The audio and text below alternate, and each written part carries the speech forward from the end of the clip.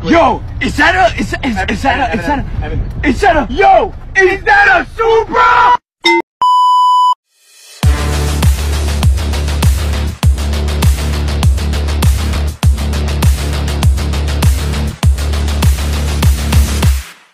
Okay, welcome back to my YouTube channel. So sekarang kita berada dekat mana? Tengok kat depan. Kita pergi ke Johor belah selatan. Kita nak tengok dunia pemotoran yang berada dekat area Johor lah. So kita nak tengok diorang punya malam minggu macam mana, diorang punya kereta-kereta yang belah-belah selatan ni macam mana. Kalau yang mana yang terlintas ada dekat depan mata, kita akan capture kereta-kereta orang-orang Singapura, orang-orang Johor, kita capture random. Okay, let's go. Johor. Kita sudah sampai Johor. Ini ada sebiji F55. Malam ni kita tengok malam minggu dia macam mana Okay, nampak F55 kat sini Kita baru jumpa sebiji F55. Baik macam Exomitek dia pakai. Mantap. Nampak. Oi, mantap F55. Baik dia punya look daripada belakang tu cantik teruk Okay. Wow, baik Kita ni BMW Z4.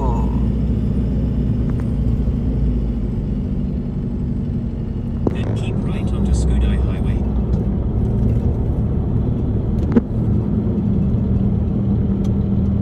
Behind ada Mos Mafia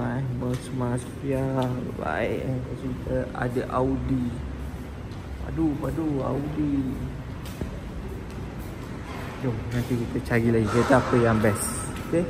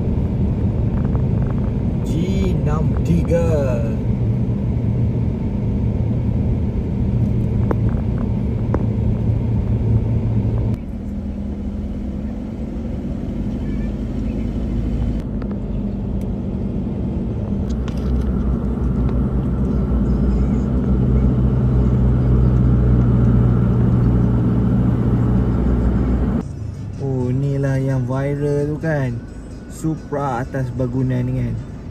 Kereta ni lah yang viral tu. Atas tinggi dia duduk. Nampak tinggi dia duduk. Bukan rendah-rendah. Ada type R. Legend video. Sadai.